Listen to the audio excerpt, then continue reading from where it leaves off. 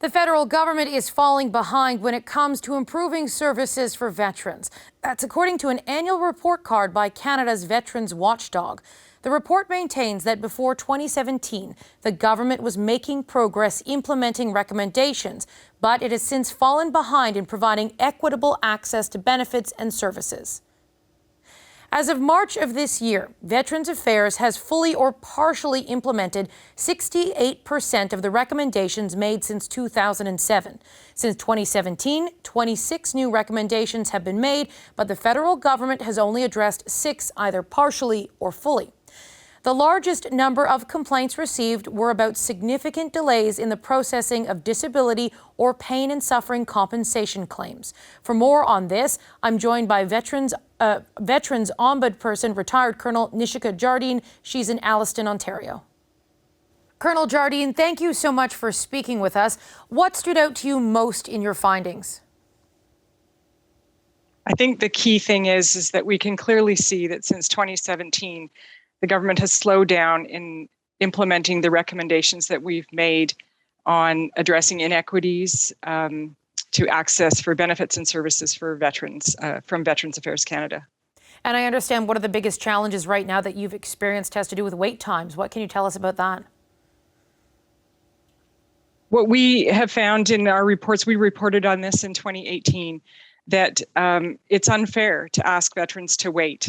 And the impact of this is because those disability claims, once they're approved, veterans then have access to treatment for their healthcare conditions, which is the reason they were for most of them released from the military in the first place. And so they put in a request for disability assistance and disability claims, and those are linked intrinsically to receiving care, treatment, and healthcare after they're released from the military. So this is the biggest concern for me in my office, is making these wait times be fair, that the department meets its service standard that they've published, and so that veterans don't have to wait so long to get the care they need. While your report notes that the pandemic did have a disruptive effect on government progress, you are also very clear to point out you see a lack of political will in addressing the outstanding recommendations. What is it that makes you say that?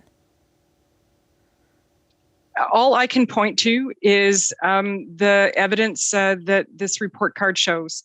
Prior to 2017, we can see that there were only 4 out of 40 recommendations that were still valid, that were still outstanding. Since 2017, the vast majority of the recommendations we've made have simply not been acted on.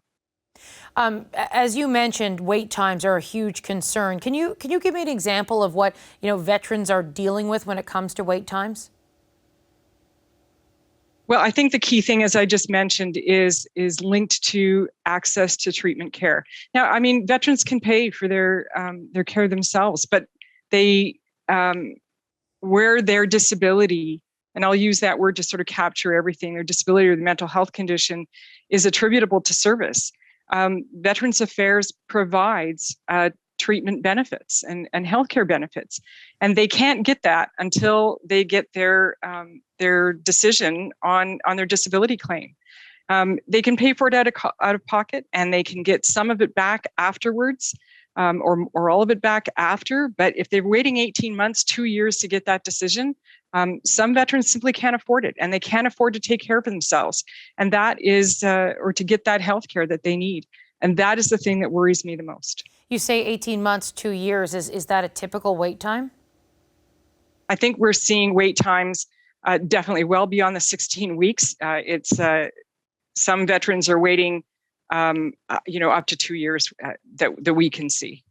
Now, the report also found that women and Francophone applicants wait longer than others. Why is that?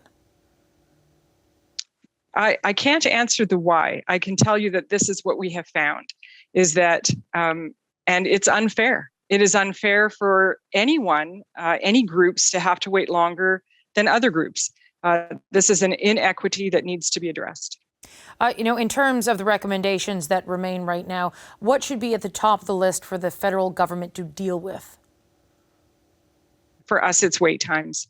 These are the biggest things, the connection, the impact on veterans is the greatest. And I think we all understand that. The vast majority of the complaints that come into my office are all around this wait time aspect. Have you had any response from the minister who deals with this, Minister MacAulay? I know that the department is doing a lot. They've spoken about the work that they're doing to reduce the backlog and to bring the wait times down to what they need to be. And that's a question I think you should direct to him. We have invited him on our program for a couple of weeks consistently now to talk about another story having to do with Veterans Affairs staffers who are not at the proper ratio in terms of their client load. They're overloaded, they have too much work to do, and they're having a hard time managing how many veterans they are actually trying to help in their work. And so that is something we have tried to speak to the minister about, as well as we will try to speak to the minister about this as well. If you were to have a message to the minister, what would it be? Pick up the pace, Minister. Okay. We're going to leave our conversation there. Thank you very much. You're welcome. Hi, I'm Vashi Capellos, host of Power in Politics. See more of our show by subscribing to the CBC News channel or click the link for another video.